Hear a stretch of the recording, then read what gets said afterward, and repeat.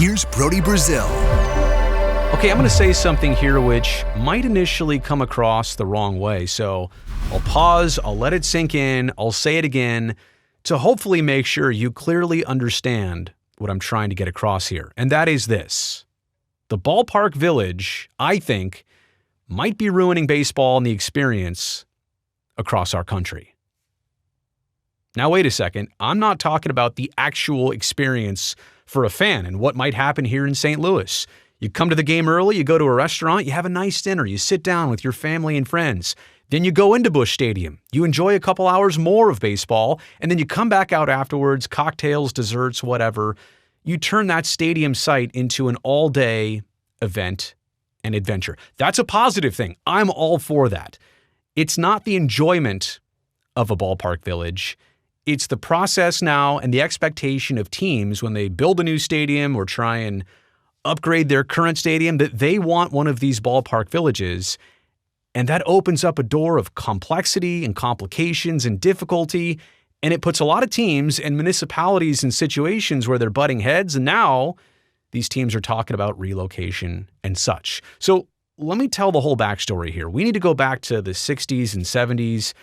And sports venues across America were very much multi-purpose, right? Let's build one stadium for the baseball team and the football team and our concerts and our soccer team and whatever.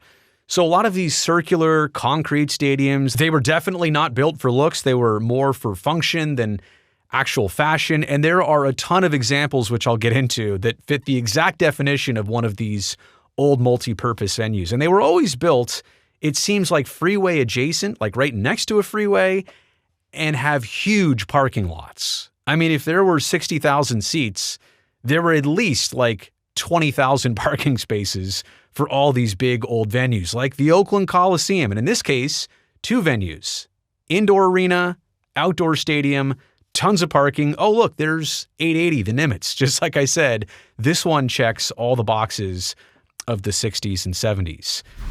In Kansas City, there's Kauffman Stadium, which came around just shortly after the Coliseum. There's the baseball stadium. There's a separate football stadium. But oh yeah, there's the freeway. There's the huge parking lot. This is what they did. And in this case, a baseball-only stadium, a football-only stadium, but sharing the same, 60 to 100 acres. This is what they did back in the day. Let's go to Southern California. The Rams used to play here too. Now it's just the Angels. An Angel Stadium, again, stadium right by the freeway, stadium with a huge parking lot, and no development anywhere around the ballpark. Across the way in Los Angeles, I mean, look at that view of downtown. From Dodger Stadium, that's always been such a tremendous asset. It's really too bad the stadium couldn't have been built the other way to have that view of the LA skyline. Anyway, what do you notice? In this case, a baseball-only stadium, but the huge parking lot, and in this sense, same thing with Angel Stadium, it might play to the car culture of California and Los Angeles, but look, this is just what they did back in the day.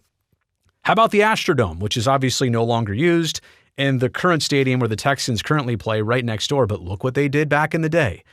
Built a stadium, huge parking lot, and this is in Texas where they have tons of land, and they utilized all of it for the Astrodome right there. So just goes to show you some stadiums that are still in use and have been upgraded, other stadiums which have long been outdated. They all kind of have that same trend in where they're located and what immediately surrounds it.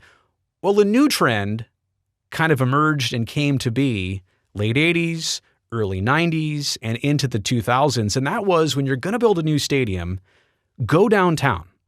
Like get out of these suburban spots, go more towards the skyline to a place with a higher concentration of people, and also pick a less desirable spot. Like pick the block or the neighborhood where things are fine as they are, but if you put a ballpark there, in 5, 10, 15 years, you're going to be surrounded. You're going to be the heartbeat of that city by putting a new sports venue there, in this case, a Major League Baseball stadium. And because you're going downtown, you realize that you can't buy all that land for a parking lot. And typically now the teams, in previous generations, in previous decades, they might have been relying on the state or the county or the city government to put up the stadium, and then the team would rent or lease out their playing opportunities. Now the team said, hey, you know what? We'll buy the stadium. We're only going to buy 15 acres, 17, 19 acres to put our stadium on, and that's all we really need. And we're usually buying the land pretty cheap. It's not in the best neighborhood. It's not the highest priced land or real estate. So they buy that spot. They hope that things grow around it. And in a lot of cases, that's exactly what happened. They have a neighborhood develop around the ballpark. Oh, you want examples? I've got plenty of them. How about Coors Field in Denver? I don't remember exactly what those blocks were like, but I know that Union Station's down the street. There was not much going on in that neighborhood until Coors Field has been there. And now that it's been there over several decades now, it's been there since the mid-90s, I want to say. 95 maybe or so. I mean, look what has shot up in the blocks surrounding it. I do specifically remember what it was like in San Francisco at the current site of Oracle Park, formerly SBC Park, formerly AT&T Park, formerly Pac Bell Park. Yeah, when it opened. I mean, this land was desolate. This was not an area that people were hanging out. This was not necessarily a safe place to be. And look at the area surrounding it now. A lot of those buildings have shot up, even across McCovey Cove. That's all part of the development plan over the years. But they put a ballpark in a, again, more downtown centralized spot, certainly more centralized than where Candlestick Park used to be. Fans came to it. They had some parking. Now there's less parking, but they've got public transportation. And now the buildup surrounding the ballpark has definitely happened over a couple decades. Same thing down in San Diego. I mean, the gas lamp has always been there, but like that Omni Hotel that's connected to the stadium on the third base side, that never would have been in this neighborhood had it not been for the construction of Petco Park.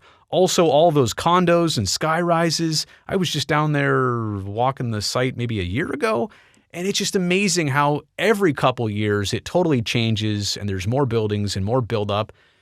And they didn't really do a ballpark village there. That's my point here. This was kind of the lead-in to what teams are expecting now. They built this stadium. They had other private entities come in and build up around it, and now you've got a ballpark neighborhood. But the latest thing, or trend, and this is where it gets a little bit dangerous for teams and cities and teams that want to be developers, is the Ballpark Village, which again, I realize is the name of what we're talking about here in St. Louis, but I'm talking about all the different ballpark villages that have either been done or are in the planning phases right now with teams that want a new stadium. A ballpark village is essentially plans for a ballpark, like here's our renderings, here's our stadium, here's what we want to do, but then here's also 70 other acres of commercial and residential and hotel and restaurants and a separate indoor performance venue. It's the ballpark plus so much more. And now all of a sudden, I mean, the teams hire a developer to do this, but the teams in large part are the developers of this land. And in many cases, the teams don't have experience as property developers.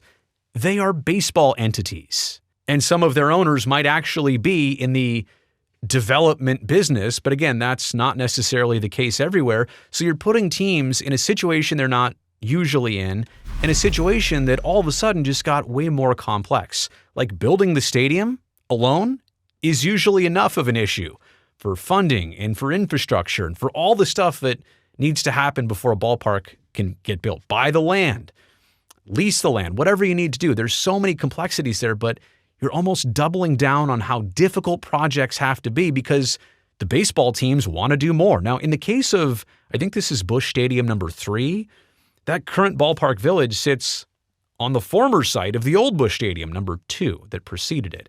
And they've done this over time. I can appreciate that they didn't have to put all of this up the moment that Busch Stadium 3 went up. They've kind of done this over several decades. But that's an example of a ballpark village. How about in Atlanta here at Truist Park? That's the Battery out past the right field area. Again, it's all planned. It all went in as the same time as the stadium. It's part of the development that the team wants to make happen. The Kansas City Royals, they've just proposed this as their new downtown ballpark site. Of course, it's the ballpark, which links to the current T-Mobile Center. I almost said arena, but that's in Las Vegas. But look at that area highlighted in yellow. That's the area that the Royals want to develop. The hotel, the residential, the restaurants and stuff. They can't just do the ballpark in this day and age. They need more ways to increase revenue streams. How about what Tampa wants to do in St. Petersburg?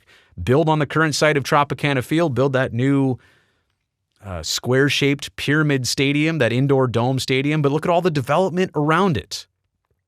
right? So it's not just the stadium and a parking lot anymore. The team wants to be responsible for this project and getting something on the larger scale done. Same thing with the White Sox, who want to move just a couple miles north to the South Loop here. It's not just the stadium, of course not. And I think this one's 70 acres of land, and that's usually the name of the game in terms of the site. 60, 70, 80, 100 acres, whatever it is, it's a ballpark plus so many other amenities. Remember when the Oakland A's were trying to push for Howard Terminal? It wasn't just the ballpark on that site of Howard Terminal. It was all the other residential, commercial, and high-rises and public parks, all the things they wanted to have happen instead of just the stadium, which would have been so much easier to actually get done. Even their first go-around in Las Vegas. I mean, everybody talks about the Tropicana Hotel, but just inside a year ago, their first agreement, their binding agreement, was on these 60-plus acres west of I-15 at the Wild Wild West site. You know what they wanted to do there? Ballpark plus that Ballpark Village, just like everybody talks about with Atlanta. Now, it's interesting because they've morphed since then into a 9-acre site at the Tropicana Hotel. So going from 60 to 70 down to 9, clearly this is not a ballpark village, but in this case, what Bally's and GLPI and whatever comes new for this Tropicana Hotel site, maybe that's the ballpark village, but the A's are not exactly directly involved in being the developer of the rest of the land. Anyway, I think you understand the point by now, so here are my takeaways. Beginning with this, sports and entertainment districts, which is what these all are, these ballpark villages, they often ask for state and county and sometimes even federal tax breaks and benefits, and they need ways to generate revenue for the baseball teams as a business, and they try and ask for shortcuts because they're not just doing a stadium, they're doing so much more investing in the site, so they want something in return. And like I said before, teams don't actually have developer experience, so they're getting into some new corners and difficult spots and places, and maybe they don't know the best way out of this. And the other part is that a lot of these projects need to happen all at once. Like, look at the Battery. They didn't just do phase A and then B 5 years later. It all got built out at the same time because it had to for the whole thing to work and make money instantly.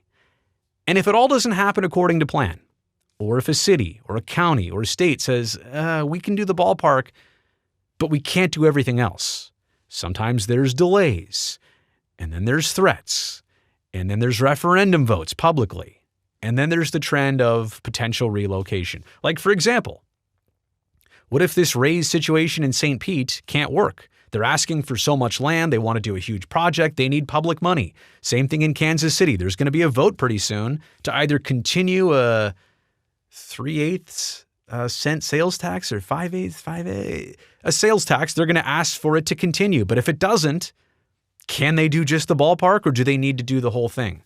Same thing in Chicago. I think they're reportedly asking for $1 billion for that project. What if they don't get it? The teams have scaled up their ambitions so big, and if they don't get it, it makes it really difficult on the city to actually keep their team, and you see what I'm talking about here. So look, I want to be clear. The idea of a ballpark village is optimal. Here in 2024, I don't necessarily need giant parking lots. I'll figure out public transportation. We'll all figure out a way to get to the game. The stadiums are smaller. They're more intimate anyway. I'll sacrifice the difficulty of getting there for the good time I know I'll have once I get there and having a place to go to year-round, right? How about going to your favorite baseball stadium in November and December just to have lunch at the restaurant across the street or meet up for drinks? That's awesome. That's a great amenity for any city to have. But the way these things are coming up and being pressured and then causing tension in baseball if they can't happen and, well, they've got it and we want to have it too, it's a weird bar and trend to be set. And I mean, even the older stadiums like Dodger Stadium, there's talk about development in that parking lot and the old gondola that'll take it up the hill to get to that new development because they have less parking. Or in Baltimore, for example, they just asked the state of Maryland for, I think, $600 million because they want to build up around Camden Yards. So the ballpark village, even for existing stadiums, is kind of a difficult scenario right now because every team wants to get their hands on one of these money-making opportunities. Great for the fans if it happens, but so terrible for the fans if this ultimately what it comes down to in like keeping your team and building a new stadium or having them go somewhere else because somewhere else would give it to them and your city would not. Let me know what you think about all that in the comments section below. I know that's kind of a long-winded way of spelling all this out, but I hope it makes sense. I hope you understand it, and I hope it's something we can all think about and be more widely understood. You made it here to the end of the video. You know I appreciate that. Thumbs up down below. That'll greatly help me and this channel. And by the way, if you're just stopping by for the very first time, you've never seen me or any of this before, that's awesome. I'm glad you found me. But do me a favor, hit the subscribe button below so I can definitely see you back here next time.